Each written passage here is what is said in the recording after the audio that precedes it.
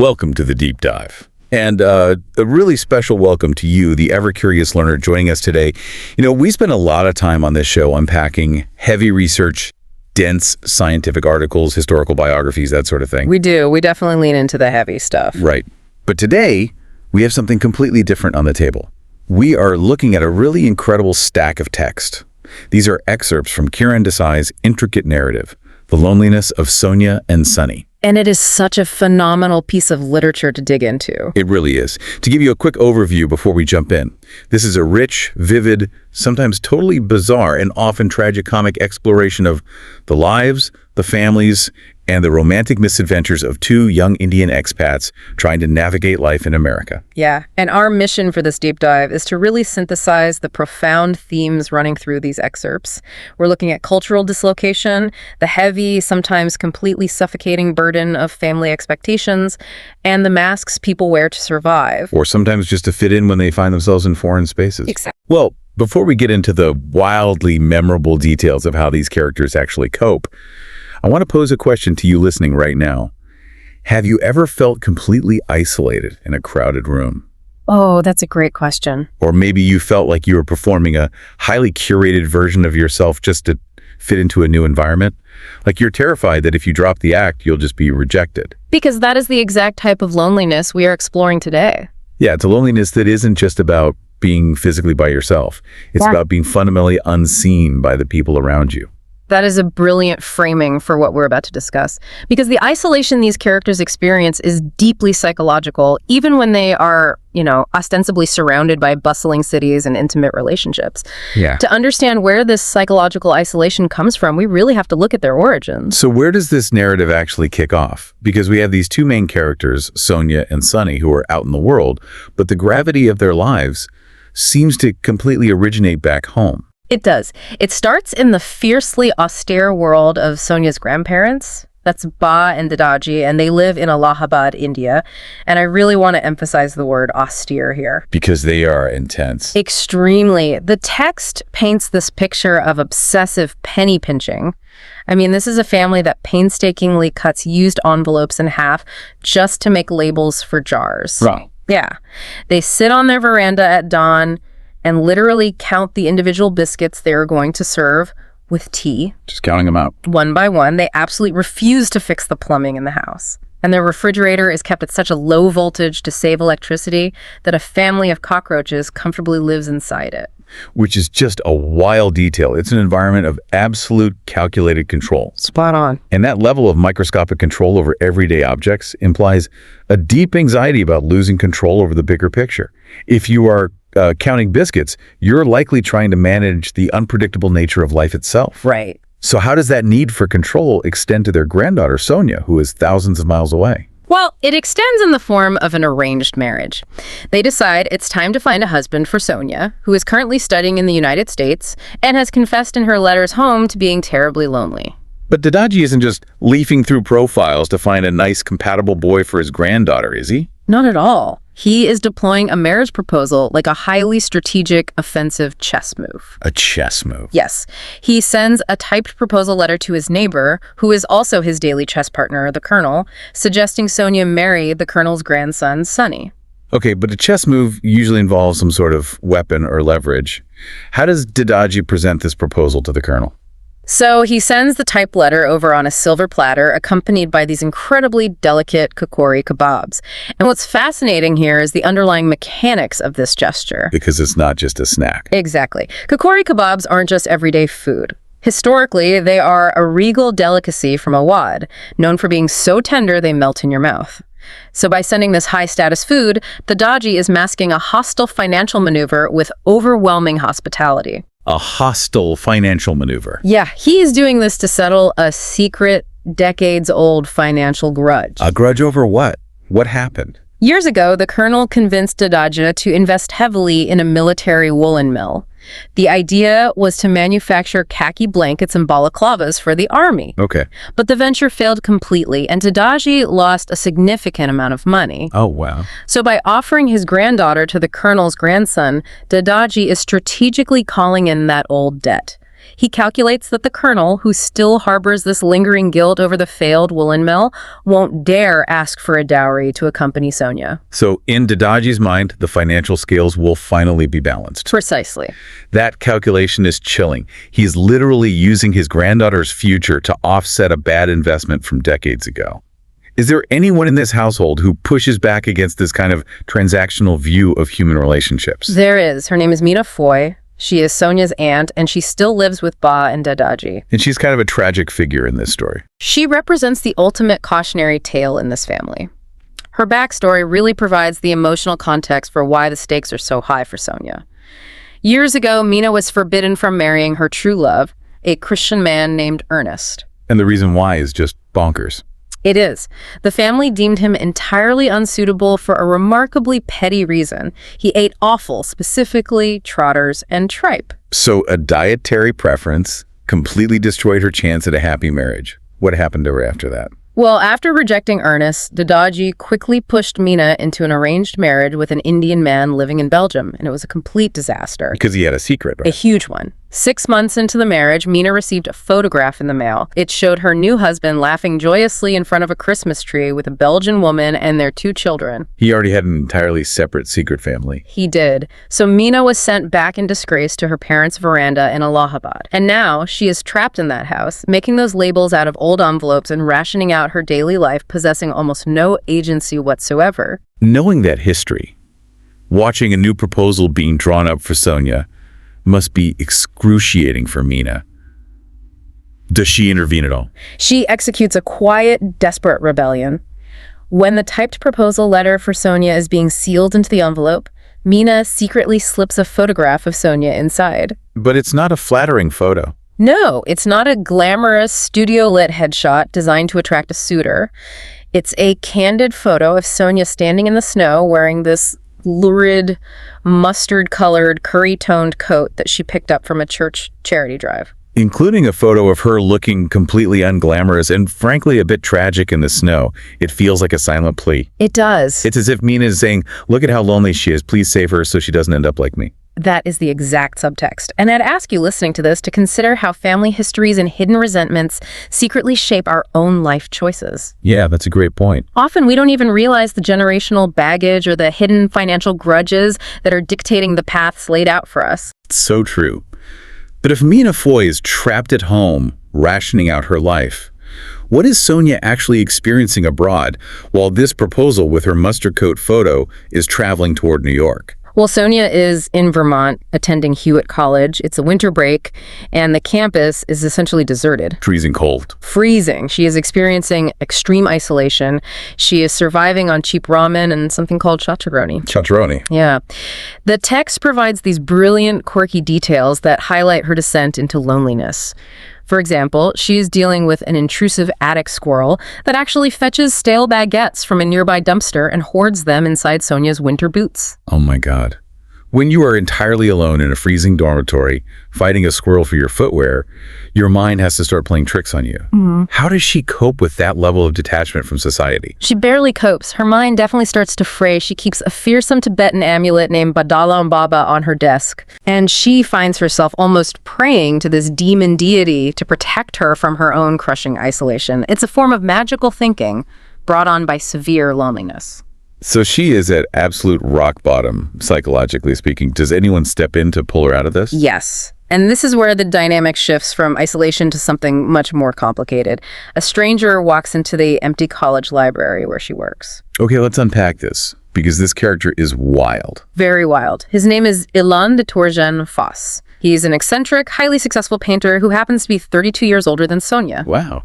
And his seduction techniques are entirely bizarre, designed to just overwhelm her reality. In what way? Like, what does he actually do? He places warm headphones over her ears and plays recordings of obscure owl sounds. Owl sounds. Yes, the Toro Toroca, the Oaxaca screech, the tundra ghost. He feeds her clementines segment by segment in the dead silence of the library. He performs elaborate monkey impressions. It sounds like a manic fever dream. But if she's desperate for any human connection, she must view him as a savior. He is a master of creating that exact delusion.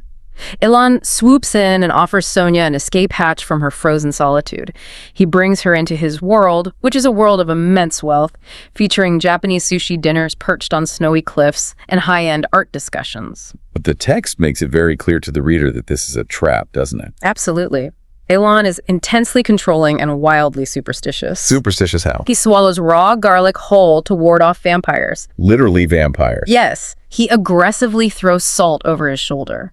He operates under the belief that if he doesn't rigidly control every microscopic detail of his environment, his artistic genius will simply vanish. And that need for control extends directly to Sonia. It does. When a friend comes to visit his house, he literally forces Sonia to hide under the bed. He isolates her completely from the outside world, effectively replacing her physical isolation in Vermont with a psychological isolation within his relationship. That is terrifying. She traded the austere control of her grandparents in Allahabad for the manic, superstitious control of a much older man. I imagine an environment that rigid has to fracture eventually. What is the catalyst for the explosion? The climax occurs when they're living together in his incredibly luxurious apartment in New York City. One night, Sonia decides to cook. She makes a simple lentil soup, a basic comfort food from her culture, and she adds some ginger to it. Just normal ginger. Right. Ilan comes home, smells the ginger, and absolutely erupts into a 3 a.m. rage. For ginger. He claims to have a violent hatred for ginger, but the text implies the rage is really about his absolute demand for obedience and a lack of control over her actions. A reaction that extreme to a cooking ingredient speaks volumes. What does he actually do? He takes the pot of soup and throws it out the window at a ginkgo tree. Just tosses it. Yes. He proceeds to smash all their china, physically rips her clothes, and kicks her out into the freezing street in the middle of the night. Which strips away all the glamorous illusions of their wealthy life. Completely. What becomes painfully clear is that Ilan never viewed Sonia as an equal partner, or even really as an autonomous person. If he didn't view her as a person, what was she to him? She was merely an exotic muse. He explicitly tells her at one point that he wants to paint her as Sonia as leopard. Sonia as leopard. Wow. She exists solely to fuel his narcissistic genius. The moment she shows any independence or introduces anything authentic from her own culture, like the ginger and the lentil soup that he hasn't personally curated and approved, she ceases to be useful to him, and he destroys the relationship. So Sonia's reaction to isolation is to retreat into this toxic, performative cocoon where she plays the silent muse. But if we look at the other half of this arranged marriage proposal, Sunny, the intended groom, we see a completely different type of survival mechanism. We really do. Where is Sunny while all this is happening to Sonia? Sunny is living a frantic double life. He's the grandson of the colonel in Allahabad, but he is currently in New York City working the night shift as a young journalist at the Associated Press. And he's not exactly single? No. He is secretly living in a brownstone in Brooklyn with his American girlfriend, Ula. But there is a massive layer of deception here. Ula's real name is Mary, and she's from rural Kansas.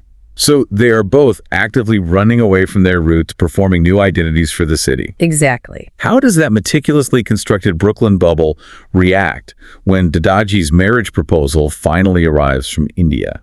Well, the journey of the letter itself highlights the dysfunction of the family. The colonel receives it in Allahabad and sends it to Sunny's mother, Babita, who lives in Delhi. And Babita is a piece of work. The text describes Babita as a wealthy, highly class-conscious, and deeply unhappy widow. Her primary hobby seems to be power walking in the evenings through Lodi Gardens, where she literally picks fights with strangers out of sheer displaced anger. That's amazing. She reads Sonia's resume, scoffs at it, but forwards the proposal to Sunny in New York purely out of spite and boredom. Perhaps to inject some chaos into his life. And it absolutely works. When Sunny receives this letter detailing an arranged marriage, the cultural clash between him and Ula, which they had been ignoring, finally fractures the relationship. Because their relationship was built on a weird foundation to begin with. Yes. If we connect this to the bigger picture, Sunny and Ula's relationship was originally built on a very fragile foundation. They met at an international hostel and bonded over a shared mutual annoyance of a specific type of ambitious Indian woman. It was a negative bonding. Right. Now, living together in Brooklyn, the arrival of the letter forces them to confront their actual conflicting identities. It sounds like the letter is just the spark that ignites a bunch of dry resentment. The text details their fights, and they seem incredibly petty on the surface. Yeah. Sunny uses the arranged marriage letter to provoke Ula, leaning into this mysterious Indian man bound by ancient traditions trope just to make her jealous. Yeah. Meanwhile, they are having massive blowouts over food. The food arguments are deeply symbolic. Ula complains constantly that Sunny puts curry in everything. Sunny explodes at this, arguing passionately that curry is a fake British-invented word that means absolutely nothing in authentic Indian cuisine. Which is true. It is. Ula, retreating to her own unacknowledged roots, just wants plain cheese pizza and insists on using basic Heinz mustard instead of the fancy imported Dijon that Sunny buys to seem sophisticated. It sounds like they aren't actually fighting about mustard or pizza. They're fighting about who gets to claim authenticity. Absolutely. Sunny seems to feel like a fraud, so he's projecting that insecurity onto her food choices. That is an incredibly sharp read. Sunny feels like a spy or an imposter in his own life. He desperately wants the cosmopolitan American dream, the gentrified Brooklyn brownstone, the cool girlfriend with a European-sounding name, the prestigious media job. Yet, he carries a lot of guilt about it. He constantly critiques American capitalism and culture to prove to himself that he hasn't sold out. At the same time, he is completely hiding his highly westernized American life from his Indian family. He refuses to tell his mother that Ula even exists until he blurts it out during a screaming match on the phone. Right. He is living in the gap between two worlds and finding that he belongs to neither. He is performing for his family, performing for his girlfriend, and performing for himself. Speaking of performing, let's bring Sonia back into the narrative. After Ilan throws her out into the street over the ginger incident, she needs a job. Where does she end up? Ilan actually gets her a job, almost as a condescending consolation prize, at an art gallery in DUMBO. For those unfamiliar, DUMBO is a neighborhood in Brooklyn that transitioned from industrial warehouses to a hyper-gentrified, ultra-wealthy hub for the high-end art world. And the gallery is run by a woman named Lala Leonie Leloup. And the author paints a very stark picture of Lala. The text describes her categorizing entire nationalities with sweeping generalizations. Can you elaborate on how the author uses this character? And of course, we are just imparting what's in the text here. Of course. The author uses Lala to hold a mirror up to the ugly transactional underbelly of the Western art world. Lala is depicted holding overtly prejudiced, outdated colonialist views. She casually tells Sonia that the Japanese snore and have bow legs, that Albanians are inherent thieves, and that Mexicans are only suited for physical labor. It's shocking. But the text objectively presents these statements to expose how this high-end world often consumes and exoticizes people of color. Exactly. So how does that environment affect Sonia on a practical level? She is already vulnerable and isolated. Lala operates the gallery less like an institution of art and more like a high-end transactional space for her wealthy collectors. She actively pressures Sonia to sleep with a powerfully rich European collector named Matthias. Wow. Lala explicitly states that doing so will secure art sales and advance Sonia's social standing. It forces Sonia to confront exactly what her perceived value is in this Western space. She is a commodity. That realization of being a commodity must tie directly into her intellectual journey. Throughout all of this trauma, Sonia is trying to write her college senior thesis. Here's where it gets really interesting. Where does she start with her writing? Initially, she writes a piece of magic realism. It's a fable about an Indian boy who climbs a tree and slowly transforms into a monkey. Okay. Before Ilan threw her out, he read it and actually gave her a harsh but accurate literary critique. He dismissed it as Orientalist nonsense and called it the great Indian rope trick. When he calls it Orientalist nonsense, what is the broader literary concept he is referencing? He is referencing Orientalism, a concept famously defined by the scholar Edward Said. Orientalism argues that the West has historically created a patronizing, fictionalized, and highly exoticized vision of the East, full of mystics, snake charmers, and magic. And Ilan's critique points out that Sonia is cheapening her own culture by feeding the West exactly the exotic stereotypes they expect and want to read. Yes, she is performing her identity for the Western gaze. That is a fascinating paradox. I mean, Ilan wants to paint her as an exotic leopard, but critiques her for writing exotic fables. When she absorbs that critique, how does she pivot her thesis? She scraps the monkey story entirely. For her critical thesis, she starts breaking down the concept of magic realism itself. She argues that non-Western writers face an immense, suffocating pressure to perform their culture for Western audiences. They feel forced to rely on exotic tropes. Monsoons, vibrant spices, mystical gurus, and even arranged marriages just to please the publishers and readers in the West. So what is her solution? How does a writer break out of that trap? It leads to a brilliant literary realization. Sonia decides that the truest form of rebellion isn't to write an exotic fantasy. The truest rebellion is to write about the mundane, heartbreaking reality of her Aunt Mina Foy back in Allahabad. But she has to do it carefully. She explicitly writes a scene where Mina Foy eats a standard everyday apple rather than an exotic tropical pink guava. Choosing an apple instead of a guava. That is such a subtle but powerful act of defiance. By choosing the apple, she refuses to let her aunt's tragic life be consumed as a piece of exotic flavor by a Western reader. Precisely. If we pull all these narrative threads together, we see the true tragedy and beauty of what Desai has constructed. Because both Sonia and Sunny fled halfway across the world. They desperately wanted to escape the loneliness, the austerity, and the rigid expectations of their backgrounds in India. Yet they find themselves trapped in entirely new performances. Sonia becomes the exotic, silent muse in a toxic romance with an older white man, and then a commodity in an art gallery. And Sunny becomes the conflicted, hypocritical cosmopolitan, playing a role in a gentrified Brooklyn while hiding his true self from everyone. So what does this all mean for you? Why does this story of two expats in the late 1990s matter to us right now? Because we all curate our identities, every single one of us. We really do. We adjust how we speak, the clothes we wear, the pop culture we claim to like, and sometimes even the people we choose to love, based entirely on the audience in the room. We want to be accepted. We want to be seen. But the question this deep dive leaves us with is, at what point does adapting to your environment turn into losing yourself entirely? That is the crucial takeaway. At what point does the mask become your actual face and you forget who is underneath it? I want to leave you with a final lingering idea to mull over as you go about your day. Think about the physical objects or the specific stories the characters in this text cling to as anchors. Ilan, the painter, hoards all his empty paint tubes and used brushes, convinced they will one day be displayed in a museum dedicated solely to his genius. Ba, the grandmother in Allahabad, obsesses over a massive Burmese pigeon egg ruby that her family lost decades ago during a war. And Ela hides her rural Kansas roots behind a completely fabricated New York City persona. So what are the lost rubies or the empty paint tubes in your own life? What objects, past identities, or fabricated stories are you holding on to? And are they actually grounding you in who you really are? Or are they the very things keeping you profoundly lonely? Think about it. We'll catch you in the next deep dive.